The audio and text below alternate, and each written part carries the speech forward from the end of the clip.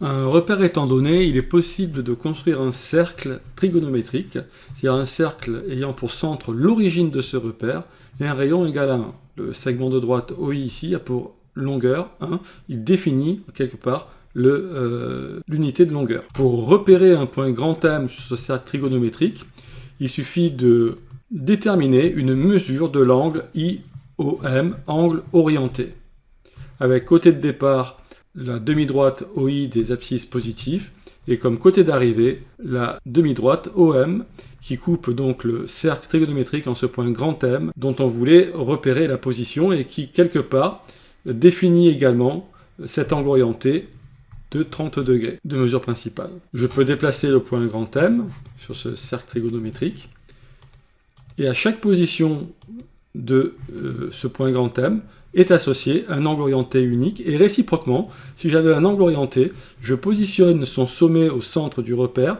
le côté de départ sur la demi-droite OI, et bien la demi-droite, donc le côté d'arrivée de cet angle orienté, définira un point unique sur le cercle trigonométrique, et c'est ce point qui est associé à l'angle orienté sur le cercle trigonométrique. Donc à un point sur le cercle trigonométrique est associé un angle orienté et un seul, et réciproquement, à tout angle orienté est associé un point unique sur le cercle trigonométrique.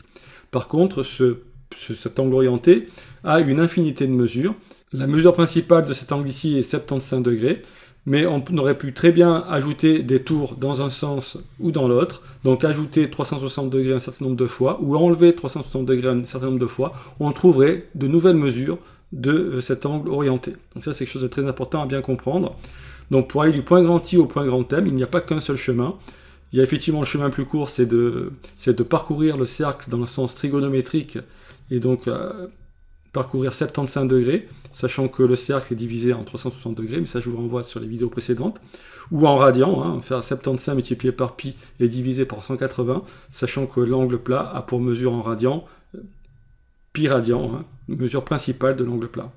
Mais je pourrais très bien aussi partir du point grand I ici, et puis parcourir le cercle trigonométrique en sens inverse, et avoir 360 moins 75 degrés, 285 degrés, moins 285 degrés, et une autre mesure possible de cet angle orienté. Et je pourrais encore faire encore un tour supplémentaire, moins 360, j'aurai encore une mesure de cet angle. Donc ça, c'est quelque chose d'important à bien comprendre. Vous voyez, donc là, je parcours le cercle trigonométrique, et en fin de ma graphe 32, mais automatiquement les mesures principales de cet angle orienté. Mais ici, vous voyez le calcul qui est fait, moins 30, plus 360, ça me donnera également 330 degrés, qui est une autre mesure possible de cet angle orienté. Et on peut continuer comme ça, faire un certain nombre de tours. Donc là, je suis passé à 2 tours, vous voyez.